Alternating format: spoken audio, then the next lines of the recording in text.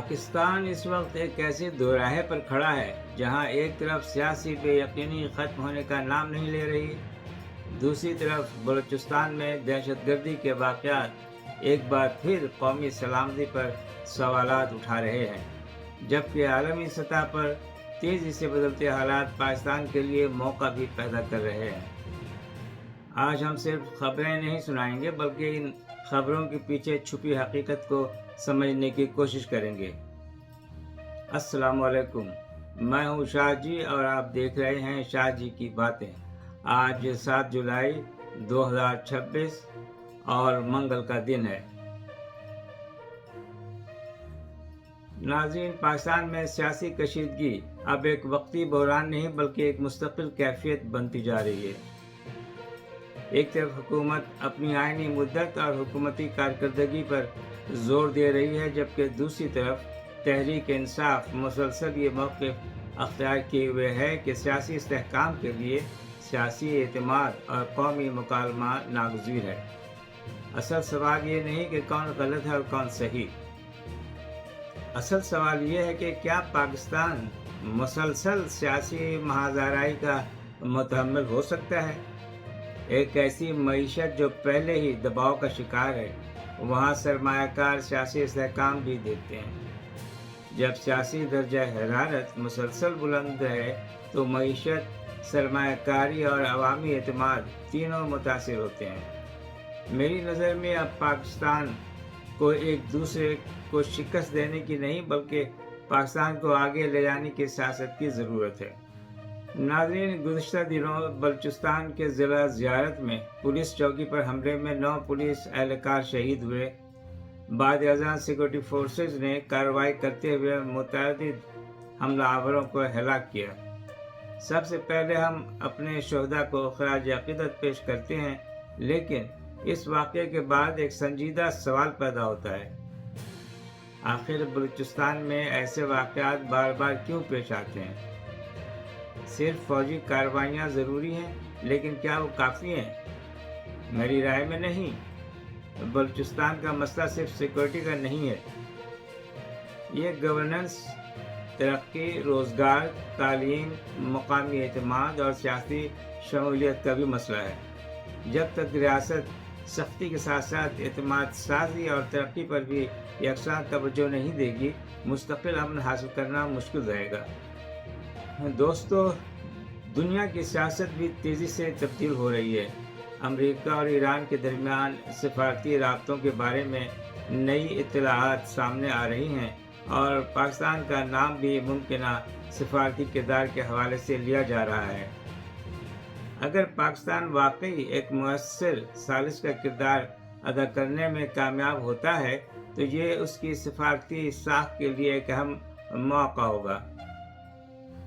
بطور سابق اہلکار وزارت خارجہ، میں ہمیشہ یہ سمجھتا رہا ہوں کہ پاکستان کی اصل طاقت صرف عسکری نہیں بلکہ سفارتی بھی ہے۔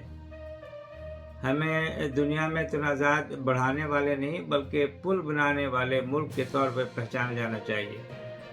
ناظرین، میں نے اپنی عملی زندگی کے تقریباً 26 سال پاکستان کی وزارت خارجہ میں گزارے، جہاں مختلف ممالک میں پاکستان کی نمائندگی کرنے کا موقع ملا۔ اس تجربے نے مجھے ایک بات ضرور سکھائی: دنیا صرف طاقت سے نہیں چلتی بلکہ اعتماد، استحکام اور سفارتکاری سے بھی چلتی ہے۔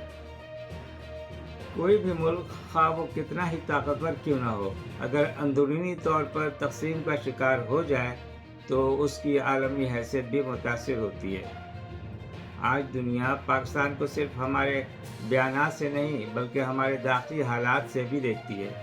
جب دنیا یہ دیکھتی ہے کہ ایک ملک سیاسی کشمکش، معاشی مشکلات اور سیکورٹی چیلنجز میں گھرا ہوا ہے تو سرمایہ کار بھی محافظ ہو جاتے ہیں اور دوست ممالک بھی سوچ سمجھ کر فیصلے کرتے ہیں۔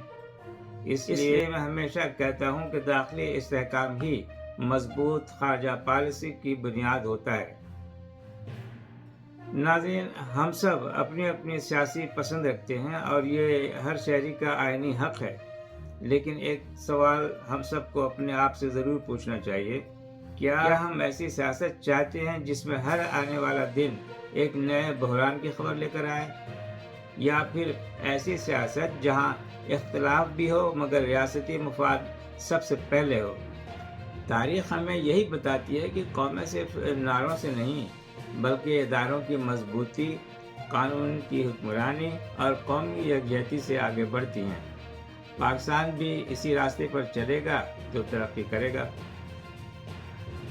دوستو، میرے نزدیک پاکستان کے سامنے آج 3 بنیادی چیلنجز ہیں۔ پہلا سیاسی استحکام، دوسرا داخلی امن و امان، تیسرا معاشی بحالی۔ یہ تینوں ایک دوسرے سے جڑے ہوئے ہیں۔ اگر سیاست میں کشیدگی کم نہیں ہوگی تو معیشت مضبوط نہیں ہوگی، اگر امن نہیں ہوگا تو سرمایہ کاری نہیں آئے گی، اور اگر عوام کا ریاستی اداروں پر اعتماد کمزور ہوگا تو ترقی کا سفر بھی متاثر ہوگا۔ اس لیے آج ضرورت الزام تراشی سے زیادہ قومی حکمت عملی کی ہے۔ ناظرین، پاکستان نے اپنی تاریخ میں اس سے بھی بڑے بڑے بحران دیکھے ہیں، لیکن ہر بحران سے نکلنے کے لیے ایک چیز ہمیشہ ضروری ہے: قومی اتحاد، دانشمندانہ قیادت اور حقیقت پسندانہ فیصلے۔ ہم دعا کرتے ہیں کہ پاکستان امن و استحکام اور ترقی کی راہ پر گامزن ہو۔ اگر دوستوں، میں خبر سنانے پر یقین نہیں رکھتا بلکہ خبر کے پیچھے چھپی حقیقت تلاش کرنے کی کوشش کرتا ہوں، کیونکہ قومیں صرف خبروں سے نہیں بلکہ درست تجزیے سے اپنے مستقبل کا راستہ متعین کرتی ہیں۔ ناظرین، اگر آپ کو آج کا تجزیہ پسند آیا ہو تو ویڈیو کو لائک کیجیے، شیئر کیجیے اور شاہ جی کی باتیں کو ضرور سبسکرائب کیجیے اور اپنی رائے کامنٹ سیکشن میں ضرور دیجیے۔ میرا پروگرام جی دوستو، آپ سے ایک اور گزارش ہے کہ ہم نے ایک اور چینل شروع کیا ہے، شاہ جیز اوپینین۔ یہ ابھی شروعات کی پہلی سیڑھی پر ہے اور ابھی بہت محنت کی ضرورت ہے۔ اس چینل پر آپ کو خبریں اور تجزیے ہی نہیں بلکہ شہر میں ہونے والے واقعات، دلچسپ پروگرام اور ادبی پروگرام اور تفریحی پروگرام، معاشرتی پروگرام کی کلپس بھی دیکھنے کو ملیں گی۔ اس لیے آپ سے گزارش ہے کہ وقت نکال کر شاہ جیز اوپینین ضرور چیک کریں اور سبسکرائب کریں۔ اس طرح میری حوصلہ افزائی ہوگی اور پروگرام کو بہترین انداز میں پیش کرنے کا موقع بھی ملے گا اور میں پوری کوشش بھی کروں گا۔ اور لیکن بات یہ ہے کہ آپ صرف دیکھ کر خاموش نہ رہا کریں، پلیز آپ کچھ نہ کچھ کامنٹس دیا کریں تاکہ مجھے اس سے کچھ فیڈ بیک جو ملے گا تو میں اس کو سوچوں گا میں کیا غلط کر رہا ہوں اور کیا ٹھیک ہے اور کس طرح اس پروگرام کو بہتر بنانا ہے۔ یہ میری آپ سے گزارش ہے، پلیز، تھینک یو۔ عزیز و قریب، اپنے بہن بھائیوں اور دوستوں کے لیے ہمیشہ خیر کی دعائیں کیا کریں اور ان دعاؤں میں مجھ ناچیز کو بھی ضرور شامل کیا کریں۔ مجھے آپ سب کی دعاؤں کی اشد ضرورت ہے۔ انشاءاللہ اگلے ایپیسوڈ کے ساتھ پھر حاضر ہوں گا۔ اس وقت تک کے لیے اللہ حافظ۔